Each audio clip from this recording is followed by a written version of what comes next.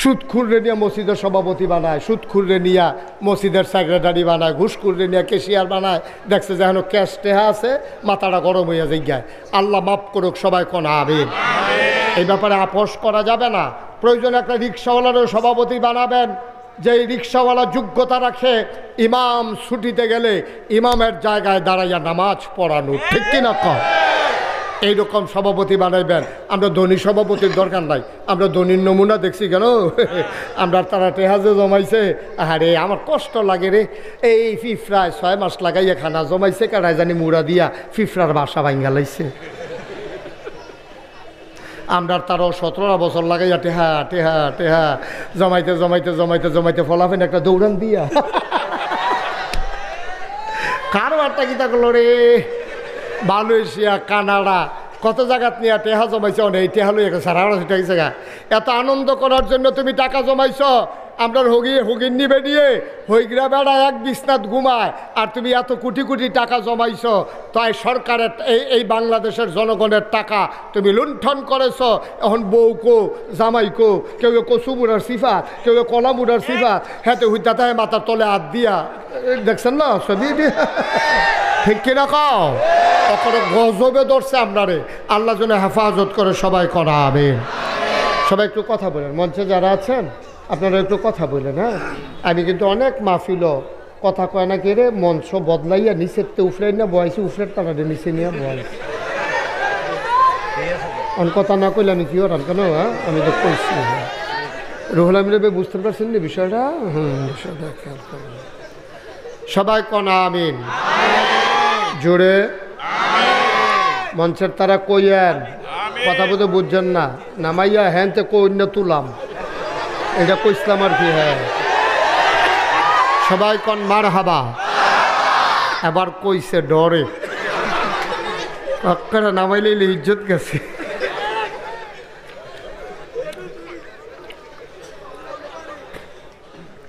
সবাই পড়েন আলহামদুলিল্লাহ।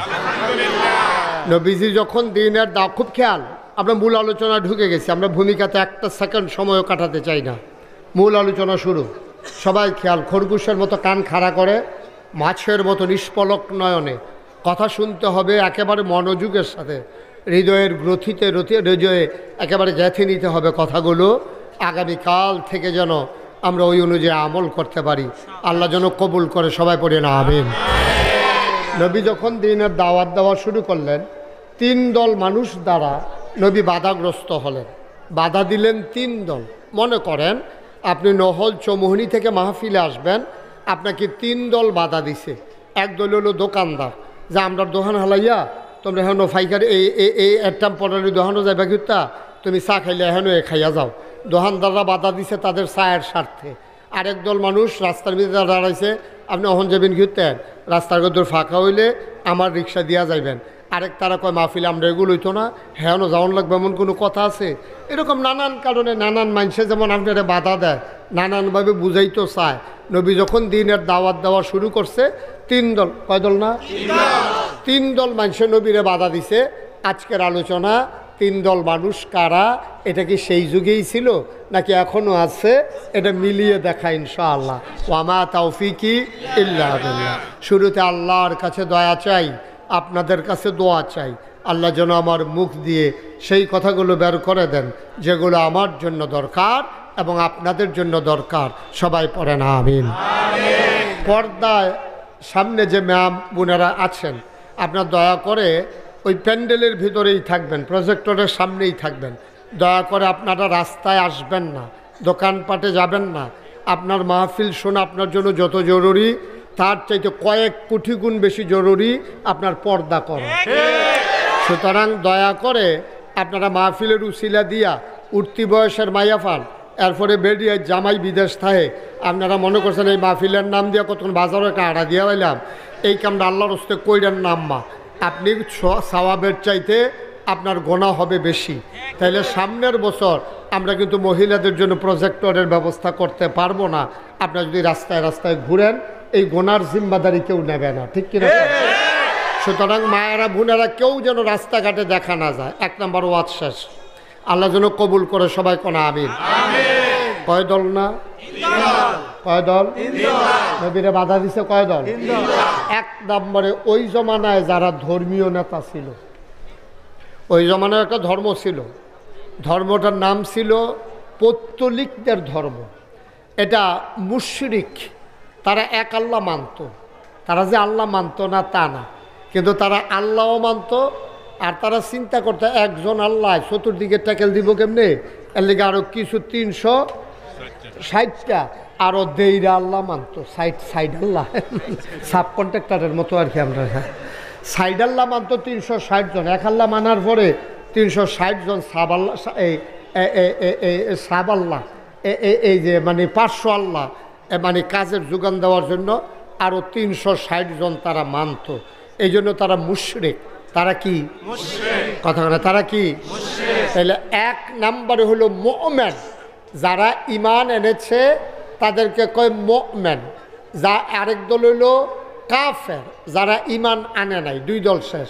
3 নম্বরে হইল মুনাফিক, যারা মুখে মুখে কয় ইমান আনছে, আসলে তারা ইমান আনছে না। 4 নম্বর হইল মুশরিক, যারা আল্লাহর সাথে অংশ দেয়, শিরক দেয়। তারা এক আল্লাহ বিশ্বাসী না, এক আল্লাহ তো আছে, আরও কিছু আল্লাহ লাগবো। এখন এই 360 দেবদেবীর সামনে নিয়ে তারা পূজা দিত। পূজা দিত কারা? ব্রাহ্মণ, পুরোহিত, ওই ধর্মীয় গুরু যারা, নেতা যারা। যেমন মনে করেন বর্তমান জমানায় যেমন আছে ইমাম সাহেব, ফির সাহেব, আলেম ওলামা, তারার কাছে আইয়া সেটা দোয়া চায় মানছে। তো সেই সময় দোয়া চাইতো না, তারা ডাইরেক্ট আইয়া কইতো যে হুজুর আমার ফুত হইছে, একটা পূজা দেওয়ান লাগবো, আপনি একটা পূজার ব্যবস্থা করেন।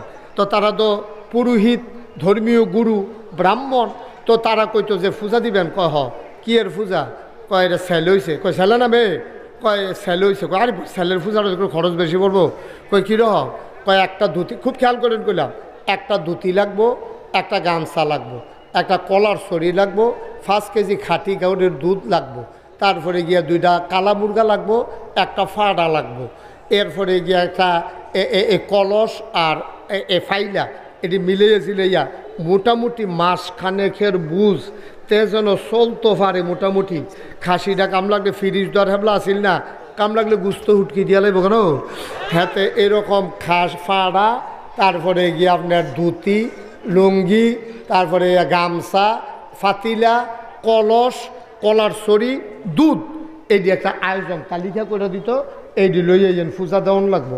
এখন নবীজি আইয়া যখন কইছে লা ইলাহা ইল্লাল্লাহ, কথা কই যেন লা ইলাহা ইল্লাল্লাহ মুহাম্মাদুর রাসূলুল্লাহ। এখন এটার অর্থ তো সৌদি আরবের তারা বুঝে, আমরা না বুঝছি না। এর লেগে সেলুনের হাতে ওই চুল কাটে আর কয় তোর আর কলমাটা আমি মুখস্থ পারি। কয় কছেন? কয় লা ইলাহা ইল্লাল্লাহ মুহাম্মাদুর রাসূলুল্লাহ। তো তে কি মুসলমান হয়ে গেছে গা? আসলেও তো পারে। বাংলাদেশের অনেক হিন্দু কলমা মুখস্থ পারে, এর মানিতে মুসলমান না। তাইলে ওই জমানায় যখন এই আরবি বুঝতো, তো তারা অহনো হেতার আরবি বুঝে, আমরা না আরবি বুঝি না। আমরা আরবি ভাষা বুঝি না বইলা, আমাদের ভাষা না বইলা আমরা সারাদিন লা ইলাহা ইল্লাল্লাহ জিকির করি। লা ইলাহা ইল্লাল্লাহ জিকির করতে আছে, ফিরসা বুজুর আইছে, খানকা তুলছে, জিকির চলতে আছে, এই লা ইলাহা ইল্লাল্লাহ জিকিরও করতে আছে, হ্যানতে বাড়িও সুদে টেহা লাগাইতে আছে, দাড়িও রাখছে, নামাজও ছাড়তে আছে, বেড়াবেড়ি হরদুমসে চলতে আছে। এই কারবার বাংলাদেশও আছে নাকি নাই?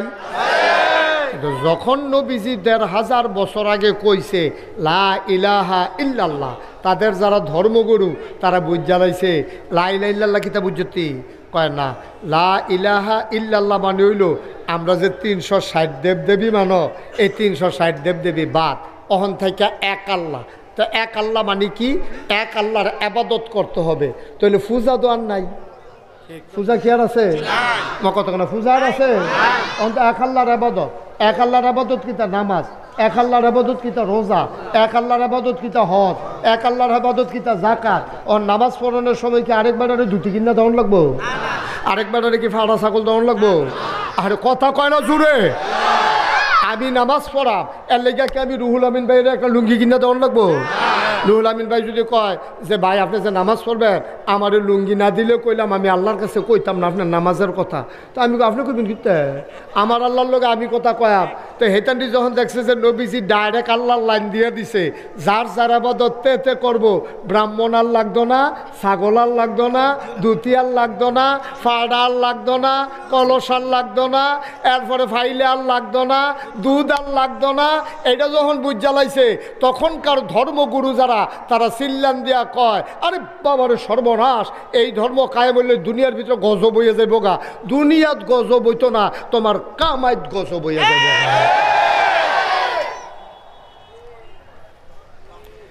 তৎকালীন জমানায় এক নাম্বারে বিরোধিতা করেছে ওরা দেখেছে পূজা বন্ধ হইলে কলা শেষ। খেয়াল করেন, পূজা বন্ধ হইলে ফাড়া শেষ, পূজা বন্ধ হইলে দুধ শেষ, পূজা বন্ধ হইলে ধুতি শেষ, পূজা বন্ধ হইলে গামছা শেষ, পূজা বন্ধ হইলে কামাই শেষ।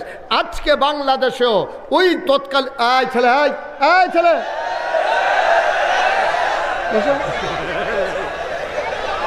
বস মা তাড়াতাড়ি বইবে নাতে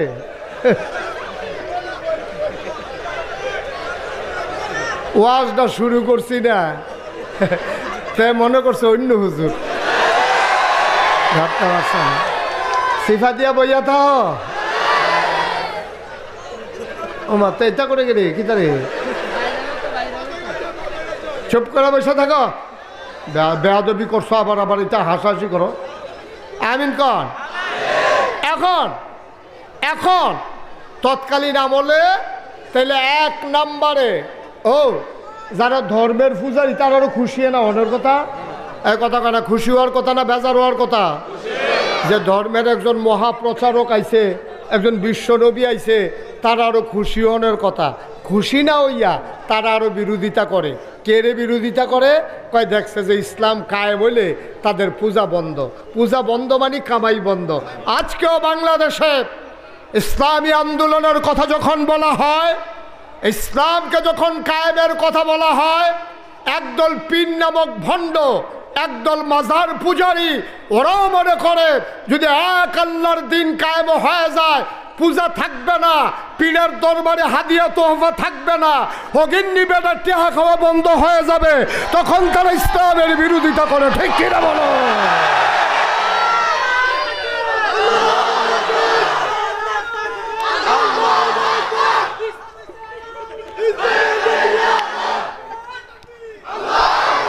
সবাই পড়ে না আবেন।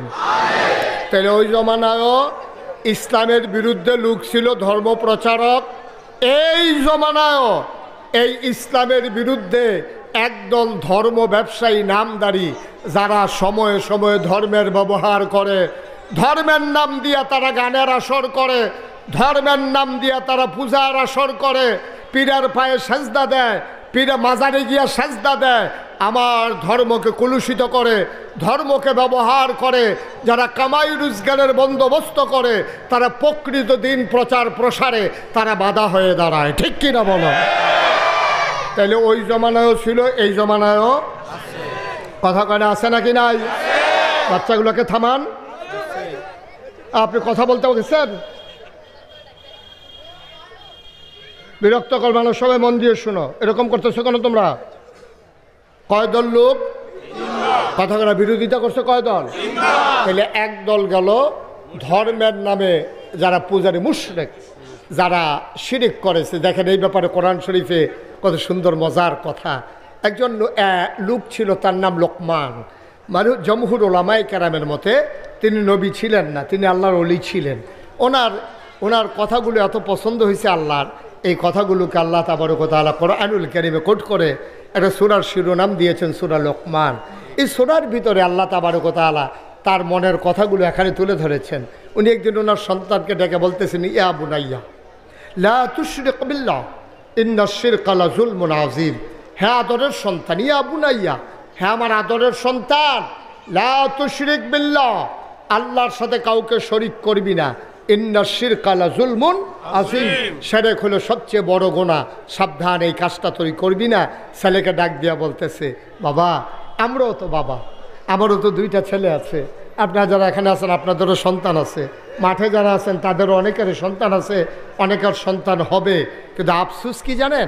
আমরা সন্তানকে অনেক কথা বলি, কেমনে জায়গা জমি চাষ করবে, কেমনে জমিন কিনা লাগবে, কেমনে কি করতে হবে, মরার আগে সব বলে যায়, কিন্তু এক আল্লাহর কথা বলে যাইতে মনে থাকে না, ঠিক কিনা কয়? আপনি তো বলেন না, আপনি মসজিদের কমিটির সভাপতি, আপনার ছেলেকে তো আপনি হাতে ধরে বলেন নাই, ও সন্তান আমার, শুনলাম তোমার সরকারি চাকরি হয়েছে, বাবা আমারে মসজিদের সভাপতি বানাইছে, মানুষ বড় ইজ্জত করে, মানুষ আমাকে বড় সম্মান দেয়। বাপ সাবধান সাবধান, আমার সন্তান তুমি, আমি মসজিদ কমিটির সভাপতি, সরকারি চাকরি হয়েছে ভালো কথা, বেতন যা পাও তাই দিয়া চলবা, খুব সাবধান, আমার ঘরে যেন একটা ঘুষের টাকাও না আসে, তোমার ঘরে যেন না যায়, এই কথা বলে বাবা যদি সন্তানের হাতে ধরে চোখের পানি ছেড়ে দিত, তাইলে এই সন্তান বারবার বাবার অশ্রু মাখা চোখটা, ওই নজরটা মনে পড়তো, সে আর ঘুষ খাইতে পারতো না। অথচ আমাদের লোকজন ছেলে বেতন পায় 30,000, বাসা ভাড়া 35,000, বাচ্চা পড়া ইংলিশ মিডিয়ামে 25,000 টাকা মাসিক বেতন, বউয়ের পার্লার বিল হচ্ছে 10,000, তারপরে আবার বছরে বছরে জমিন, এলাকায় জমিনও কিনে, আবার গত বছর মা বাপরে হজ ভাড়াইছে, একবার এবারাই জিগা না পুত্রে, তুই দি 30,000 টাকা বেতন পাস, 35,000 টাকা বাসা ভাড়া দিয়া লাস, এখনও এ লাগে 5,000 বেশতি, এরপরে 25,000 টাকা হইল তোর ইংলিশ মিডিয়াম ফুতের এই ভাড়া, এরপরে তোর গাড়ির ড্রাইভারের বেতন, তোর বউ বিলে কিতা করে সাজে, ব্রু প্লাক করে কিতা বিলে আইলান্ডার মাইনালার আস্কারা মাস্কারা লাগাইয়া বিলে বিলে আনে, তো এইটা করতে বিলে লাগে আবার 10,000, এরপরে তুই দিয়ে আমারে তোরা মারে অফারাইলি হজ ফুতরে, আবার খেয়ে তোরা হজ বছরে বছরে ঠেয়াবেলিকু। এই কথাটা কোনো বাফে জিগায় না, বাফের আরও ইচ্ছা লাগে, ঠিক কিনা কও? তুমি মসজিদ কমিটির সভাপতি, তোমার লজ্জা নাই, তোমার শরম নাই? তুমি না গেলে তোমার মানুষে কত ইজ্জত দিছে, তুমি কি ইজ্জতের জায়গাত রইছ? আমার দেশ মসজিদও কয়টা বেশি টিহা দিতে পারলে, কয়টা টিহা 1 লাখ টাকা এক মুঠে মসজিদও দেওয়া লাগছে, সকলে কয় এবার আরে মসজিদ কমিটির সভাপতি বানাই দে। এই টিহা কি সুদের না ঘুষের না তে কি কারবার কইরা আনছে, এই টিহা একবারও কেউ খবর নিতে চায় না, ঠিক কিনা কও? আজকে সিদ্ধান্ত নিতে হবে, সুদখোর ঘুষখোর যারা প্রকাশ্যে দিবালুকেও সুদ খায়, যারা জানা মতো ঘুষ খায়, এইসব লোককে বাংলাদেশের মসজিদ কমিটিতে জায়গা দেওয়া হবে না, তাদেরকে ঝেঁটিয়ে পিটে বিদায় করতে হবে। তাদের সাথে আত্মীয়তা করবেন না, কোনো সুদখোরের কাছে, সুদখোরের মেয়ের কাছে ছেলে বিয়ে করাবেন না, সুদখোরের ছেলের কাছে নিজের মেয়ে বিয়ে দিবেন না, কাম লাগলে মাইয়া ফালবেন, কাম লাগলে হগিন্নি বেডির জিয়েরকে ফুতের কাছে মাইয়ারে বিয়ে দিবেন, তারপরও সুদখোরের ঘরে দেবেন না, কারণ যেই মানুষটার শরীরটা সুদের টাকায় গড়া, খোদার কসম এই লোকটা জীবনও জান্নাতের মুখ দেখবে না, ঠিক কিনা? সুদখুররে নিয়ে মসজিদের সভাপতি বানায়, সুদখুররে নিয়ে মসজিদের সেক্রেটারি বানায়, ঘুষখুররে নিয়ে কেশিয়ার বানায়, দেখছে যে এখন ক্যাশ টেহা আছে, মাথাটা গরম হইয়া যায়। আল্লাহ মাফ করুক, সবাই কোন আমিন। এই ব্যাপারে আপোষ করা যাবে না। প্রয়োজনে একটা রিক্সাওয়ালারও সভাপতি বানাবেন, যেই রিক্সাওয়ালা যোগ্যতা রাখে ইমাম ছুটিতে গেলে ইমামের জায়গায় দাঁড়াইয়া নামাজ পড়ানো, ঠিক কিনা কম? এইরকম সভাপতি বানাইবেন। আমরা ধনী সভাপতির দরকার নাই, আমরা ধনীর নমুনা দেখছি কেন, আমরা তারা টেহাজে জমাইছে, আরে আমার কষ্ট লাগে রে, এই ফিফরায় 6 মাস লাগাইয়া খানা জমাইছে, কারাই জানি মুড়া দিয়া ফিফরার বাসা ভাঙ্গা লাইছে। আমরা তারও 17 বছর লাগাইয়া টেহা টেহা টেহা জমাইতে জমাইতে জমাইতে জমাইতে ফলাফেন একটা দৌড়ান দিয়া কারবারটা কিতা করলো রে, মালয়েশিয়া কানাডা কত জায়গাত নিয়ে টেহা জমাইছ, এই টেহা লই সারা গেছে গা। এত আনন্দ করার জন্য তুমি টাকা জমাইছ, আমরা হগিন্নি বেরিয়ে হইগরা বেড়া এক বিছনাত ঘুমায়, আর তুমি এত কোটি কোটি টাকা জমাইছ, তাই সরকারের এই বাংলাদেশের জনগণের টাকা তুমি লুণ্ঠন করেছ। এখন বউকো জামাইকো, কেউ কচুমুড়ার সিফাত, কেউ কলামুড়ার সিফাত, হ্যাঁ হইতা তাই মাথার তলে হাত দিয়া, দেখছেন না ছবি, ঠিক কিনা কও? ওখানে গজবে ধরছে আপনারে, আল্লাহ যেন হেফাজত করে, সবাই করা হবে। কয় দল মানুষ, কথা কেনা কয় দল? তাহলে 1 নম্বরে গেল ওই জমানায় যারা ধর্মগুরু ছিল, 2 নম্বরে হচ্ছে যারা পুঁজিপতি টাকাওয়ালা, যারা ছিল টাকাওয়ালা, ওরাও ধর্মের বিরোধিতা করেছে, নবীর বিরোধিতা করেছে, বলেন নাউজুবিল্লাহ। আচ্ছা টাকাওয়ালারা বিরোধিতা করলো কেন? টাকাওয়ালারা শুনেছে ইসলামের একটা বিধান আছে, এই বিধানটার নাম হলো জাকাত। বিধানের নাম কি? না কথা কেনা বিধানের নাম কি? বিধানের নাম হচ্ছে জাকাত। তারা শুনেছে যে হালাল কামাই থেকে নেশাব পরিমাণ মাল হয়ে গেলে শতকরা 2.5 টাকা হারে জাকাত দিতে হয় সরকারের তহবিলে। ওখান থেকে সরকারের তহবিল ধাতব্য প্রতিষ্ঠানে ওই টাকাগুলো বন্টন করে দেবে। যারা অসহায়, যারা নিঃস্ব, তাদের মাঝে বিলি করে দেবে। যারা হাই প্রেশার তারা রক্ত বার করবো সিরিঞ্জ দিয়ে টাইনা, আর যারা লো প্রেশার সেই রক্ত তারা শরীরের ভিতরে ডুহাই দিব। সুবহানাল্লাহ কয় না? কথাটা বুঝেন নাই? হাই প্রেশার কারক আপনারা কি জানেন? মানে উচ্চ রক্তচাপ, মানে তার শৈল রক্ত বেশি। এখন হাই প্রেশারের রক্ত শৈল যে রক্ত এমনি বেশি, এর লেগে তারা হাই প্রেশার কয়। ওখানে এটার ভিতরে কি আরও রক্ত দেও না খুলর? এই পুঁজিপতি সমাজ হইল যার টেহা আছে তারা আরও টেহা দাও, যার মাথার তেল আছে তারা আরও তেল দাও। তো এমনি এই রক্তের সাফে যে কোনো সময় স্ট্রোক করতে পারে, তারে দিছে আরও রক্ত। আর যে তার শরীরে রক্ত নাই, শূন্য হয়ে গেছে, ফ্যাকাশে হয়ে গেছে চেহারা, চোখ বেড়াইয়া গোলা হয়ে গেছে, হাত ফাও লাড়তে পারে না, হ্যাঁ তার শরীরে এক ফোঁটা রক্ত নাই, তারে সিরিঞ্জ দিয়ে টাইন না আরও তার রক্ত বার করে লাইতে আছে। এটা হইল পুঁজিপতি সমাজ। আর ইসলামের সমাজ হইল যার গাও বেশি রক্ত, অর্থাৎ যার বেশি টাকা তার থেকে শতকরা 2.5 টাকা হারে বের করে নাও। যার টাকা নাই এই টাকাগুলো সমপরিমাণে আবার বন্টন করে দাও, আগামী বছর যেন তে নিজেই আবার শতকরা 2.5 টাকা দিতে পারে। এখন আবুল আহাব ছিল সুদের কারবারি, তে ছিল সবচেয়ে বড় সুদখোর, নবীর আফন চাচা। হেতে চিন্তা করলো মোহাম্মদের ইসলাম যদি কায়েম হয় তা আমার ক্যাশ টেহাডি রে, ক্যাশ টেহাদি আমার টাইন্ডা টাইন্ডা বার করে আলেব জমান্যা টেহাডি, কাম লাগলে টেহা যাও, খেলা সুন্দর হোক। হেতে ঘোষণা দিছে মোহাম্মদের ইসলাম আটকাও, আমার টাকা বাঁচাও, টাকা লাগলে টাকা নাও। নাউজুবিল্লাহ বলবেন না? আজও বাংলাদেশে যারা পুঁজিপতি, বৈধ নানানভাবে যারা টাকা কামাই করে, বিভিন্ন শিল্প প্রতিষ্ঠানের মালিক হয়েছে, আজকে আমার যুব সমাজকে ধ্বংস করার জন্যে ওই বড় বড় শিল্প কারখানার মালিক যারা, বেক্সিমকো বলো, প্রাণ আরএফএল বলো, তারপরে সিটি গ্রুপ বলো, ম্যাগনা গ্রুপ বলো, ওরা দেখবা 31st নাইটের নামে টিএসসিতে ওপেন এয়ার কনসার্ট দেয়। আমার ছেলে মেয়েগুলো উত্তম নৃত্যে তারা পাগল হয়ে যায়, তারা নেশা করে, তারা মদ পান করে। এই দেশটার ভিতরে রাজধানীতে, খোদ রাজধানীতে শতকরা 92 জন মুসলমানের দেশে আমার এই বড় বড় কোম্পানি টাকা দিয়া তারা স্পন্সর করে, ওপেন এয়ার কনসার্ট করে। পহেলা বৈশাখ, তারপরে আপনার বিজয় মেলা, এই 16ই ডিসেম্বর, 31st নাইট, 26শে মার্চ, তারপরে 14ই ফেব্রুয়ারি, ভ্যালেন্টাইন্স ডে, এইগুলা কইরা কইরা আমার যুব সমাজকে তারা ধ্বংস করতে চায়। অথচ এই বড় বড় কোম্পানিগুলো সারা বাংলাদেশে একটা তাফসীর মাহফিলও তারা স্পন্সর করে না, ঠিক কিনা বলেন? আপনি একটা গ্রুপ, প্রাণ গ্রুপে গিয়ে বলেন যে আমরা মুরাদনগরে বড় করে একটা মাহফিল করব, আপনারা এই টাকাটা দিয়ে দেন, দেবে না। যদি গিয়া কোন যে আমরা একটা মেলা করাম, একটা ভাই কি শুরু করলেন আপনারা এখানে? যদি বলে যে আমরা মেলা করব, এখন মেলা করুণার সময় দেখবেন যে টেহাদে উন্না আছে, গানের শিল্পী আনবো, একটা ফাল দিয়া কয় সেই শিল্পীটারে আনতে পারলে যা লাগে আমি দেন। কিন্তু একটা মানুষ পাওয়া যায় না যে ওই বক্তাটারে আনতে পারলে যা লাগে আমি দেব। এই কথা বলার লোকের বাংলাদেশে এখনো বড় অভাব, ঠিক কিনা? কারণ কি? কারণ কি?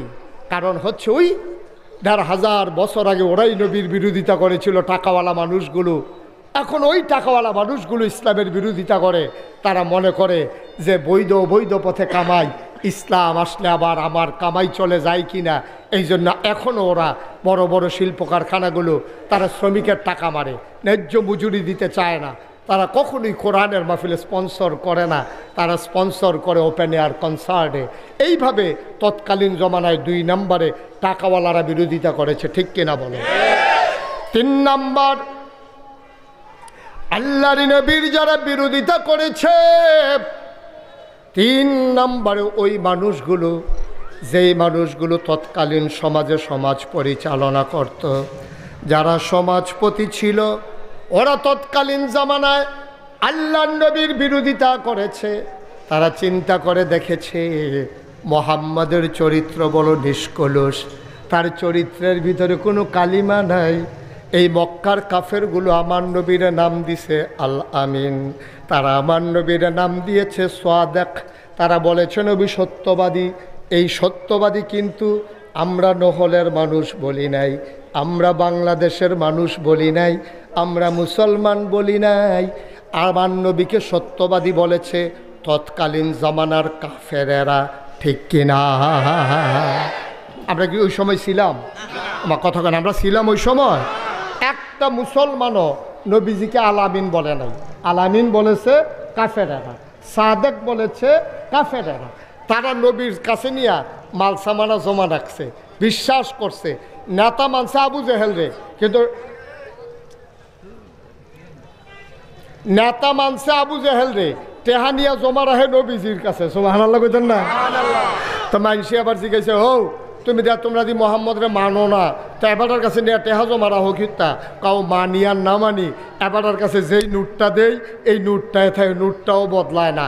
এবারে একটা টাকার আমানতের খেয়ানত করে না, তিনি আমানতদার, তিনি পরহেজগার, এই জন্য ওনার কাছে নিয়ে আমরা রাখি। এই কথাটা কইলাম ১,৫০০, খুব খেয়াল করেন, সিহন কথা তো আমরা এ পড়ছি, ১,৫০০ বছর আগে নবীজিরে আল আমিন সাদেক এই উপাধিটি দিছে মুসলমানে না কাফেরে? আমার কথা কেন, মুসলমান না কাফের? এখন যখন ৪০ বছর বয়স নবীর পূর্ণ হয়েছে, নবুয়তের ঘোষণা যখন নবীজির কাছে আসছে, নবীজিকে জিবরাইল এসে সালাম দিলেন। সবাই আমার সাথে পড়েন, আসসালাতু ওয়াসসালামু আলাইকা ইয়া রাসূলুল্লাহ, আসসালাতু ওয়াসসালামু আলাইকা ইয়া হাবিবাল্লাহ, আসসালাতু ওয়াসসালামু আলাইকা ইয়া রাহমাতাল লিল আলামিন, আসসালাতু ওয়াসসালামু আলাইকা ইয়া শাফিআল মুজনুবিন। বলেন সুবহানাল্লাহ। নবীকে জিবরাইল সালাম দিলেন। আল্লাহ নবী ডাক দেয়া কয়, তুমি কে? চিনলাম না। কয় আমার নাম জিবরাইল, আল্লাহ পাঠিয়েছেন। কয় কেন পাঠিয়েছেন? কয়েকটা ঘোষণা দেওয়ার জন্যে। কই কি ঘোষণা বলো? কয় ঘোষণা কিচ্ছু না, আপনার পরিচয় ছিল এতদিন মোহাম্মদ ইবনে আবদুল্লাহ, আপনি ছিলেন আবদুল্লাহর ছেলে মোহাম্মদ, এই নামে আপনাকে সবাই চিনত। আমি আপনার জন্যে নতুন একটা ঘোষণা নিয়ে এসেছি। কয় কি ঘোষণা এনেছেন?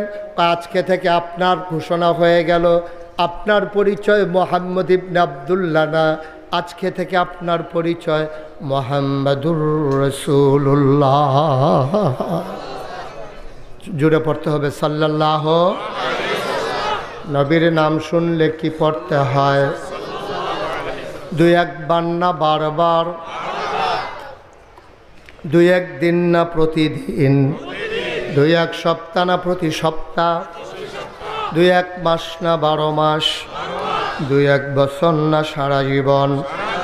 আমরা পড়ব সাল্লাল্লাহু আলাইহি ওয়াসাল্লাম। সুবহানাল্লাহ বলবেন না? জিবরাইল এসে বললেন, ও মুহাম্মদ, ও মুহাম্মদ, আজকে থেকে আপনি মুহাম্মদ ইবনে আবদুল্লাহ না, আজকে থেকে আপনার পরিচয় মুহাম্মদুর সাল্লাল্লাহু আলাইহি ওয়াসাল্লাম। নবী দৌড়ে দৌড়ে আম্মাজান খাদিজার ঘরে গেলেন। নবীজি ডাক দেয়া কয়, খাদিজা, ও খাদিজা, শুনছো নাকি খবর? কয় খবর শুনব পরে। আপনার চোখগুলো কেন বড় বড়, গাল কেন লাল, আপনার শরীর কেন কম্পমান, আপনি কি কোনো ভয় পেয়েছেন? আল্লাহর নবী কয়, হ ভয় পেয়েছি। কে আপনাকে ভয় দেখালো? আল্লাহর নবী কয়, কেউ ভয় দেখায় নাই, মক্কার কোনো মানুষ আমারে ভয় দেখায় নাই। কয় তাইলে আপনারে কে ভয় দেখাইল? নবীজি চোখের পানি ছেড়ে দিয়ে কয়, খাদিজা, আল্লাহর ফেরেশতা জিবরাইল এসেছিল হেরা গুহায়, উনি আমারে ডেকে কয় আমি নাকি মুহাম্মদ ইবনে আবদুল্লাহ না, আমার পরিচয় নাকি মুহাম্মাদুর রাসূলুল্লাহ। খাদিজা কয়, আপনি যদি মুহাম্মাদুর রাসূলুল্লাহ হন, তাইলে সাক্ষী থাকেন আপনি, আপনার হাতটা একটু বাড়াই দেন। আল্লাহর নবী হাত বাড়িয়ে দিলেন, আম্মা জান খাদিজা হাতটা নিয়ে চুমু খাইলেন, ডাক দেয়া কয় নবী গো, ও নবী আপনি সাক্ষী থাকেন, আপনি যদি হন আল্লাহর নবী, আমি খাদিজা আপনার প্রথম অনুসারী, আমি খাদিজা আপনার প্রথম উম্মত, আমি আপনার আমি প্রথম উম্মত হয়ে গেলাম। আল্লাহর নবী চমকে উঠলেন, থমকে দাঁড়ালেন, আশ্চর্যান্বিত হয়ে গেলেন। ও খাদিজা, একবার জানতে চাইলা না কে বানাইলো নবী? কবে থেকে আমি নবী? কার জন্য নবী? কতদিনের নবী? কোন এলাকার নবী? কোনো কিছু জিজ্ঞেস করলা না, তুমি বলতেছ তুমি নাকি আমার উম্মত, তুমি বুঝলা কেমনে আমি যে নবী? এবার আম্মাজান খাদিজা মুচকি হেসে কয়, এই দিনটার অপেক্ষায় ছিলাম। 25 বছর বয়সে সিরিয়াতে যখন আপনারে ব্যবসার কাজে পাঠাইছিলাম, তখন আমার গোলাম এসে খবর দিয়েছে আপনি সাধারণ কোনো মানুষ না। জিজ্ঞেস করেছিলাম মানুষটা কেমন? কয় মানুষটা কেমন বলতে পারবো না, তবে মরুভূমির উপর দিয়ে মানুষটা যখন হেঁটে গিয়েছে, আমরা দেখেছি এবড়ু থেবড়ু পাথরের উপর দিয়া মোহাম্মদ হেঁটে যায়, কোনো ব্যথা পায় না। আমরা চিন্তায় পড়ে যেতাম উনি কি কোনো ব্যথা পায় না। আমরা তালাশ করার জন্য নবীর পিছনে পিছনে দৌড় দিতাম, ওই শক্ত পাথর হাতে নিয়ে দেখতাম নবীর কদম মোবারকে যে পাথরটা পড়েছে, নবীর সম্মানে শক্ত পাথর তুলার মতো নরম হয়ে গেছে।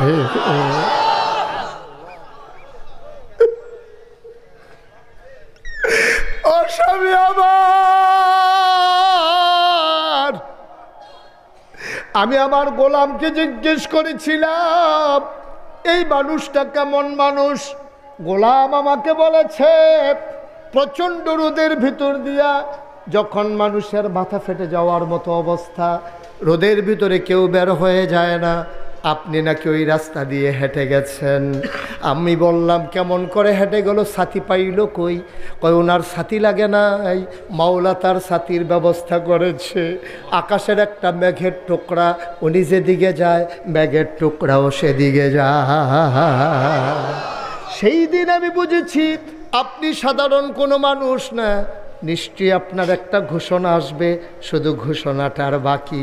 আপনাকে আমার বিয়ে করার কোনো দরকার ছিল না। এর আগে আমি 2 স্বামীর সংসার করেছি। সংসার কারে কয় আমি বুঝি, তারপরেও কেন আমি বিয়ে করলাম? আমি চিন্তা করলাম আপনি নিশ্চয়ই বড় কিছু একটা হবেন। আরেকজন মহিলাকে যদি বিয়ে করেন তাহলে যে আপনি থাকবেন তার ঘরে, ঘোষণাটা তো আমি এর আগে পাবো না। এই জন্য বিয়ে করে ঘরে নিয়ে এসেছি, সবার আগে যেন জানতে পারি। সুবহানাল্লাহ।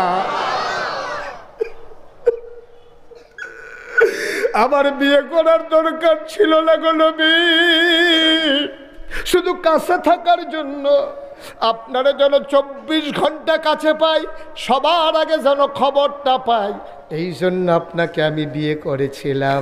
আর আমার স্বপ্ন পূরণ হয়েছে, ঘোষণা চলে আসছে আপনি নবী। তাইলে আমার স্বীকৃতি নিয়ে যান, আমি আপনার প্রথম উম্মত। বলেন সুবহানাল্লাহ।